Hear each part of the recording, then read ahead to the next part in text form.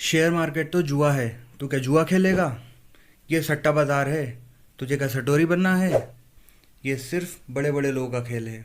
हमारे पास इतना पैसा नहीं है कि तुझे इतने बड़े बड़े खेल खिला सकें। ये लाइंस कहीं ना कहीं सुनी हुई लगती है ना। हर ट्रेडर ने ये लाइन कहीं ना कहीं सुनी है, और हर ट्रेडर ने अपना ट्रेडिंग अकाउंट अपने दोस्त, अपने रिश्तेदार, अपनी फैमिली से छुप कर ही शुरू किया है, क्योंकि वो जानते हैं कि जैसे ही उन्होंने घर में ट्रेडिंग का नाम लिया, पूरे समाज में कलेश मच जाएगा। कोई इसे सट्टा कहता है, कोई इसे मौका कहता है। तो ये बात आज हम हमारे दिमाग में क्लियर कर लेते हैं कि शेयर मार्केट सट्टा है या मौका है। क्योंकि हर ट्रेडर से कभी ना कभी ये सवाल पूछा जाता है कि तुम सट्टा क्यों खेलते हो, तुम ये जुआ क्यों खेलते हो।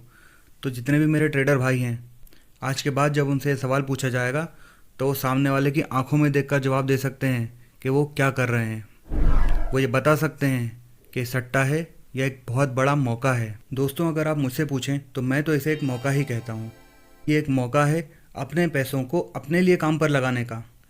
ये मौका है हमारे देश की बढ़ती हुई इकोनॉमी के साथ में हमारे पैसों को ग्रो करने का।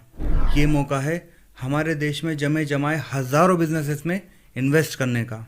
हाँ, बिल्कुल सही सुना आपने, क्योंकि बीएससी में 5,309 कंपनीज लिस्टेड हैं और एनएससी में 2,266। हाँ, गूगल करने पर यही आता है। इसका मतलब समझ रहे हो? 5,000 कंपनीज से ज़्यादा में इन्वेस्ट करने का मौका देता है शेयर मार्केट। शेयर मार्केट हमें मौका देता है उन कंपनीज में इन्वेस्ट करने का जिसके प्रोडक्ट्स हम खुद यूज़ कर रहे हैं। देखो, शेयर मार्केट बिल्कुल सिंपल है यार। सुबह से उठ के शाम तक हम कोई ना कोई प्रोडक्ट यूज़ कर रहे हैं। अपने आप को देखो, अपने आसपास देखो, जो कंपनीज़ के प्रोडक्ट्स लोग ज़्यादा यूज़ कर रहे हैं उन कंपनी के शेयर्स अगर मार्केट में लिस्टेड हैं उनमें पैसा लगा दो। इससे ज़्यादा सिंपल स्ट्रैटेजी कोई मिलेगी? और ये स्ट्रैटेजी आज की नहीं है और ना ये स्ट्रैटेजी मेरी है। ये स्ट्रैटेजी है वॉरेन बफेट साहब की। उन्होंने बचपन से उन कंपनीज़ में इन्वेस्ट किया था जिनके प्रोडक्ट्स वो अपने आसपास देखते थे। लेकिन हाँ, ये सट्टा भी है, और ये सट्टा है उन लोगों के लिए जो बिना रिसर्च के, बिना सोचे समझे अपना पैसा कहीं भी लगाए जा रहे हैं। देखो, सेबी की अगर माने तो 90% ट्रेडर्स अपना पैसा मार्केट में गंवा देते हैं। अब ये सेबी क्या है और हम इसकी क्यों माने, बताऊंगा, थोड़ा रुको। क्योंकि इंसान की तो फितरत होती है आलसी और लालची।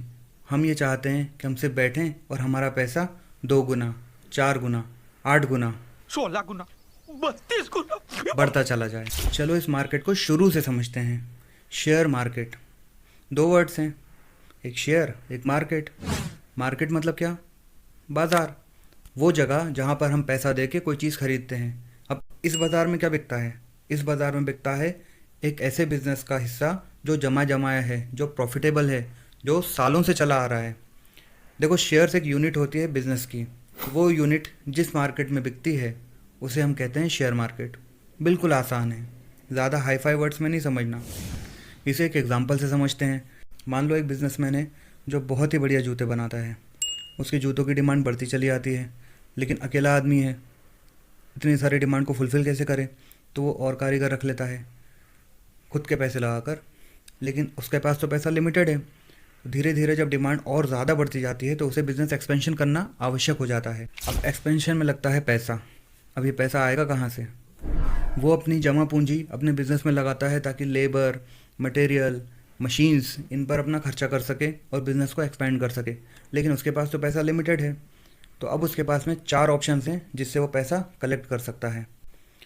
पहला ऑप्शन है कि वो अपने रिश्तेदारों से ले ले। दूसरा ऑप्शन है वो बैंक से ले ले। लेकिन बैंक से पैसा लेने पर और रिश्तेदारों से लेने पर उसे लौटाने की टेंशन हमारे दिमाग में रहती है, और बैंक तो ब्याज भी चार्ज करता है, कुछ कुछ रिश्तेदार भी चार्ज करते हैं।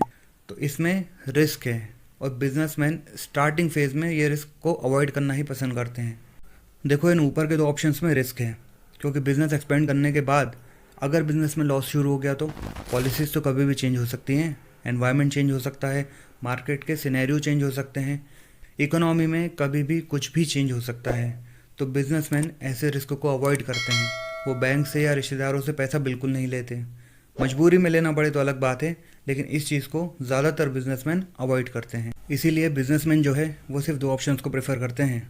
स्टार्टिंग में जब 100, 200, 500 करोड़ की ज़रूरत होती है तो वो वेंचर कैपिटलिस्ट यानी कि वीसीज को प्रेफर करते हैं। लेकिन ये वीसी से पैसा लेने में भी एक प्रॉब्लम आती है। इनको चाहिए होती है परफॉर्मेंस, और बिजनेसमैन के ऊपर आ जाता है परफॉर्मेंस प्रेशर। अगर कोई बिजनेस साल 2 साल 3 साल अच्छा परफॉर्म नहीं करता तो वेंचर कैपिटलिस्ट अपना पैसा निकालने की कोशिश करते हैं।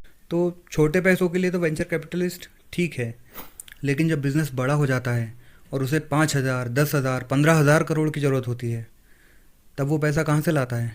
वो पैसा उसे एक ही जगह से मिल सकता है, आपकी और हमारी जेब से। हाँ, पब्लिक से। पब्लिक के पास बहुत पैसा है। भले ही हमें हमारे पैसों की कदर ना हो या हम उसे एक छोटा सा अमाउंट समझते हों, लेकिन जब ये छोटे छोटे अमाउंट कई सारे लोगों से मिल जाते हैं तो ये एक बहुत बड़ा अमाउंट बन जाता है। एक एग्जांपल सुन लो ताकि आपको ये चीज़ और क्लियर हो जाए। LIC का नाम तो सबने ही सुना है, लाइफ इंश्योरेंस कॉरपोरेशन।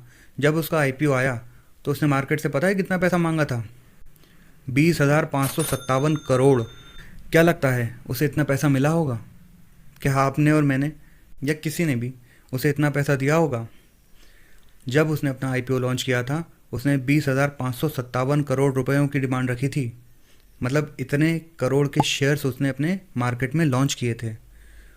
और LIC के 20,557 करोड़ की डिमांड पर पब्लिक ने 2.7 टाइम्स उसे ऑफ़र किया था, यानी कि लगभग 55,500 करोड़ रुपए का उसे ऑफ़र दिया था। अब ये IPO कैसे लॉन्च होता है? एक कंपनी को शेयर मार्केट में लिस्ट होने का तरीका क्या है? इसकी मैं एक सेपरेट वीडियो बनाऊंगा। अरे इतने सारे ज़ीरोज़ देख के घबराओ मत, टॉपिक पर वापस आते हैं। जब किसी कंपनी को हज़ारों करोड़ों की ज़रूरत होती है तो वो एक्सचेंज के पास जाता है और कहता है कि हमें इतने अमाउंट की ज़रूरत है, आप मार्केट में हमारे शेयर लॉन्च कर दो और हमें पैसा वहाँ से दिलवा दो। एक्सचेंज उनसे कहता है कि लिस्ट तो मैं करवा दूंगा, लेकिन इसका भी एक क्राइटेरिया होता है। ये है वो क्राइटेरिया, और जो कंपनीज़ इस क्राइटेरिया को फुलफ़िल करती हैं वही कंपनीज़ शेयर मार्केट में लिस्ट हो सकती हैं। अब पब्लिक इनको पैसा क्यों देगी भाई? इसमें हमारा क्या फ़ायदा है? देखो, कंपनीज अपने IPO लॉन्च करती है, इनिशियल पब्लिक ऑफ़र। मतलब एक कंपनी जो सालों से चल रही है वो अपने जमे जमाए बिजनेस का एक हिस्सा आपको ऑफ़र करती है, और वो हिस्सा खरीदने के लिए पब्लिक इन्हें पैसा देती है, ताकि जब भी कंपनी अच्छा परफॉर्म करे, उसे प्रॉफिट हो, तो वो प्रॉफिट हमें भी मिल सके, जिसे हम डिविडेंड कहते हैं। तो अब समझे ये पूरा खेल कैसे चलता है। लेकिन क्या जब कंपनी IPO इशू करती है तभी मैं उनके शेयर खरीद सकता हूँ? बाद में मेरा मन किया शेयर खरीदने का तो? अब यहाँ हमें 2 टर्म समझना बहुत ज़रूरी है, प्राइमरी मार्केट और सेकेंडरी मार्केट। और ये कोई इतना टेक्निकल टर्म नहीं है। जब कोई कंपनी पहली बार अपने शेयर्स लॉन्च कर रही है, जिसे IPO कहते हैं, जब हम IPO के लिए अप्लाई करते हैं तो हम ये शेयर्स डायरेक्ट कंपनी से खरीद रहे होते हैं। लेकिन कंपनीज बार बार तो अपने IPOs लॉन्च करती नहीं हैं।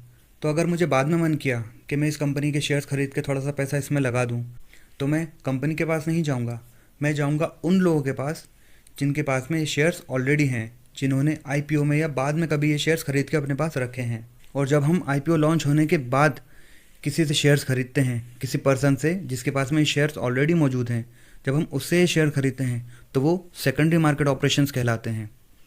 मतलब सिंपल है, जब प्राइमरी मार्केट ऑपरेशन कोई कहे तो समझ जाओ कि वो IPO की या FPO की बात कर रहा है। IPO मतलब पहली बार जब कोई कंपनी आई और उसने अपने शेयर्स इशू किए। FPO मतलब जो कंपनी ऑलरेडी एक बार IPO इशू कर चुकी है वो दोबारा अपने कुछ और शेयर्स इशू करे। लेकिन जब हम किसी पर्सन से, कंपनी के अलावा किसी थर्ड पार्टी से वो शेयर्स खरीदते हैं तो वो सेकेंडरी मार्केट ऑपरेशंस कहलाते हैं।